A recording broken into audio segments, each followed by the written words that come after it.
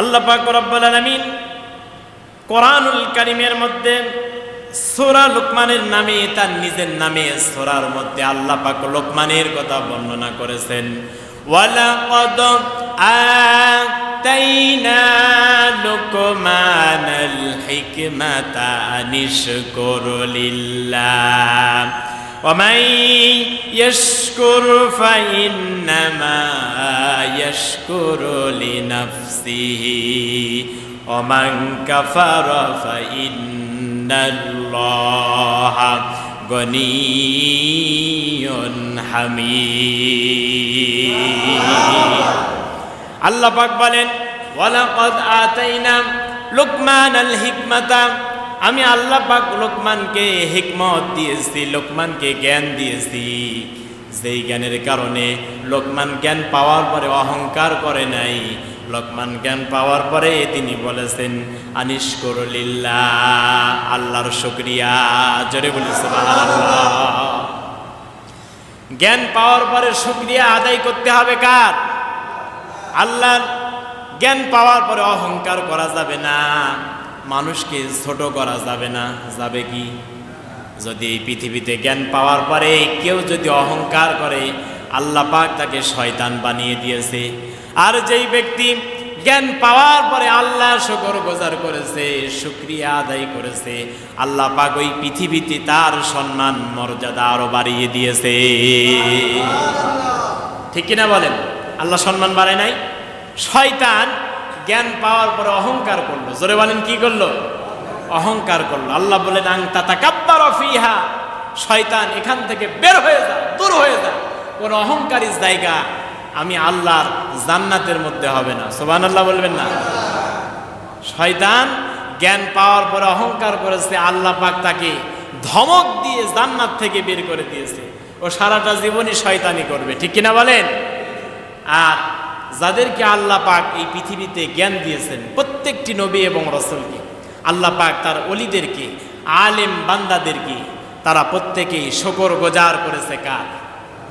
আল্লাহর শুকরগুজার করেছে। তারা আল্লাহর শুকরিয়া আদায় করেছে, মাথাকে নত করেছে, সেজদা দিয়েছে, সেজদার মাধ্যমে যে ওই আল্লাহ শুকর, যে আল্লাহ আমাকে জ্ঞান দান করেছে। সুবহানাল্লাহ।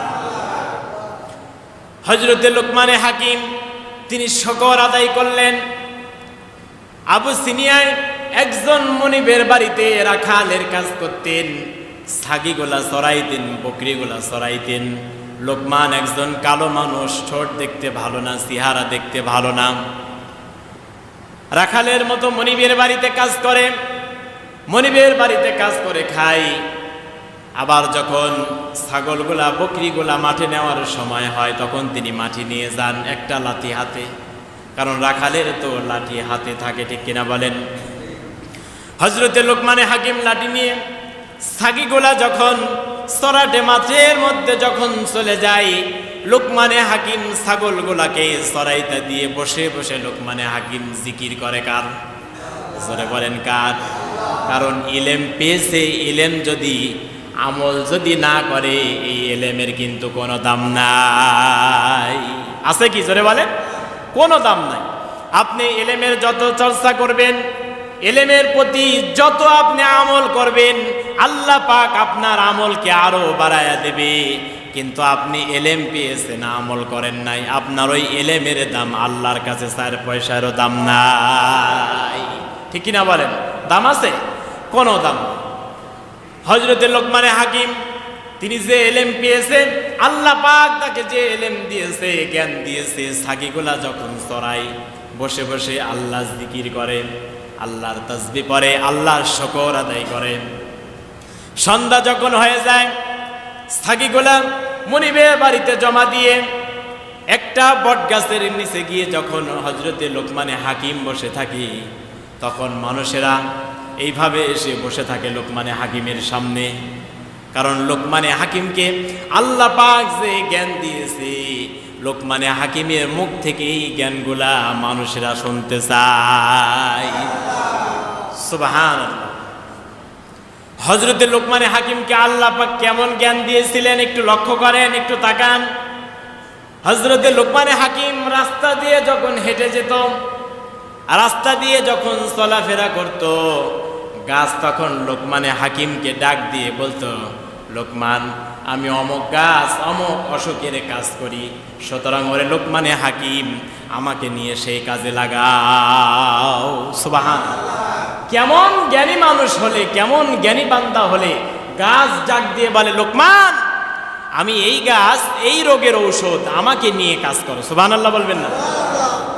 হযরতে লোকমানে হাকিমকে আল্লাহ পাক এত জ্ঞান দিলেন, এমন জ্ঞান যখন তিনি মানুষের মাঝে বিতরণ করতেন, মানুষের মাঝে যখন প্রচার করতেন, সব মানুষেরা এসে হযরতে লোকমানে হাকিমের সামনে বসে পড়ত। লোকমানে হাকিমের মুখ থেকে জ্ঞানগুলা, এলেমগুলা শিখার জন্য, শোনার জন্য, আমল করার জন্য হযরতে লোকমানে হাকিম তিনি সন্ধ্যা যখন হতেন মানুষের মাঝে প্রচার করতেন। হঠাৎ করে একদিনকে মনিবের কানে পৌঁছায় গেল, তোমার বাড়ির যে রাখাল, তোমার যে গোলাম আছে, এই গোলামের কাছে নাকি এমন জ্ঞান আছে, যেই জ্ঞান পাওয়ার কারণে তিনি যখন সন্ধ্যার সময় বটগাছের নিচে বসে থাকেন, এই সময় সব মানুষেরা জড়ো হয়ে একত্রিত হয়ে তার মুখ থেকে ইলেমের কথাগুলা, জ্ঞানের কথাগুলা শোনে। লোকমানে হাকিমের মনিব চিন্তা করলো, আমার বাড়িতে রাখালের কাজ করে খায়, তার এত জ্ঞান, আসলে তার কেমন জ্ঞান, আমি একটু তাকে পরীক্ষা করব। সুবহানাল্লাহ বলবেন না? একজনকে দিয়ে খবর পাঠালো। লোকমানে হাকিমের মনিব বলল, লোকমানে হাকিমকে ডাক দাও। হযরতে লোকমানে হাকিমকে ডাক দেওয়া হলো। হযরতে লোকমানে হাকিম ভয়ে ভয়ে মনিবের দরবারে হাজির হলেন। বললেন, জাহাপানা, আপনি আমাকে ডেকেছেন, না জানি কি অন্যায় আমি করে ফেলেছি, কি অপরাধ আমি করে ফেলেছি। যদি কোনো ভুল করে থাকি, যদি কোনো অন্যায় করে থাকি, আল্লাহর হস্তে আপনি আমাকে ক্ষমা করে দিবেন। মনিব বলতেছে, লোকমান, তুমি ভয় পাবা না, তোমাকে মারার জন্য, হত্যা করার জন্য, তোমাকে জেল জুলুম দেওয়ার জন্য আমি তোমাকে ডাকি নাই। ওরে লোকমান, আমি মানুষের কাছে শুনতে পেয়েছি আমার আল্লাহ পাক নাকি তোমাকে কেমন দান করেছে, আমি একটু জ্ঞান সম্পর্কে তোমাকে পরীক্ষা করতে চাই। হযরতে লোকমানে হাকিম বললেন, মনিব, জাহাপানা, আপনি আমাকে প্রশ্ন করতে পারেন। লোকমানে হাকিমের মনিব তিনি প্রশ্ন করলেন, তোমার কাছে আমার দুইটা প্রশ্ন। এক নম্বরে, তুমি যে ছাগলগুলা চড়াও, এই ছাগলের মধ্য থেকে একটা ছাগলকে নিয়ে যাও আর একটা ছাগলকে জবাই করে ফেলো। জবাই করার পরে এই ছাগলের মধ্যে সব থেকে দুইটা উৎকৃষ্ট জিনিস, দুইটা ভালো জিনিস আমি মনিবের সামনে হাজির করো, আমি দেখতে চাই। লোকমানে হাকিম মনিবের কথা শোনার পরে তিনি ছাগলটা জবাই করলেন। ছাগল জবাই করার পরে লোকমানে হাকিম সর্বপ্রথম ছাগলের জিহব্বাকে নিলেন, দ্বিতীয় নম্বরে ছাগলের কলিজাটাকে নিয়ে গেলেন। জিহব্বা এবং কলিজা দুইটা জিনিস লোকমানে হাকিম তার মনিবের সামনে হাজির করলেন। মনিব বললেন, লোকমানে হাকিম, যাও এবার তুমি আরো একটা ছাগল জবাই করো। এই ছাগলের মধ্যে সব থেকে নিকৃষ্ট যে দুইটা বস্তু আছে, এই দুইটা বস্তু তুমি আমার সামনে হাজির করে নিয়ে আসো। হযরতে লোকমানে হাকিম আর একটা ছাগল তিনি জবাই করলেন। ছাগল জবাই করার পরে আবারও তিনি ছাগলের জিহব্বা নিলেন আর কলিজা নিলেন। জোরে বলি সুবহানাল্লাহ। মনিব বললেন, লোকমান, আমি তোমাকে বললাম এই ছাগলের উৎকৃষ্ট জিনিস যেটা, তুমি তাও ছাগলের জিহব্বা আর কলিজা নিয়ে আসলে। আবার এই ছাগলের নিকৃষ্ট যে দুইটা বস্তু, একটা হচ্ছে জিহব্বা আর একটা হচ্ছে কলিজা, তুমি তাও একই জিনিস নিয়ে আসলে, কারণটা কি? হযরতে লোকমানে হাকিম বললাম, ওগো আমার মনিব, ও জাহাপানা, আপনি যখন উৎকৃষ্টর কথা বলেছেন আর নিকৃষ্টর কথা বলেছেন, কারণ মানুষের শরীরের ভিতরে দুইটা বস্তু আছে, আর আমাদের নবীজি ১৫০০ বছর আগে জানিয়ে দিয়েছেন, মানুষের অন্তরের ভিতরে, শরীরের ভিতরে বাম আঙ্গুলের বাম স্তনের 2 আঙ্গুল নিচে একটা গোশতের টুকরা আছে, যার নাম হচ্ছে আত্মা, যার নাম হচ্ছে অন্তর, যার নাম হচ্ছে কলব। এই গোশত টুকরা যার পবিত্র, গোটা দেহই তার পবিত্র হয়ে যায়। আর এই গোশত টুকরা যার নাপাক হয়ে যায়, তার পুরা দেহটাই নাপাক হয়ে যায়। ওগো আমার মুনিব, এই জন্য আমি ছাগলের এই 2টা জিনিস নিয়ে এসেছি। সুবহানাল্লাহ। কারণ মানুষেরা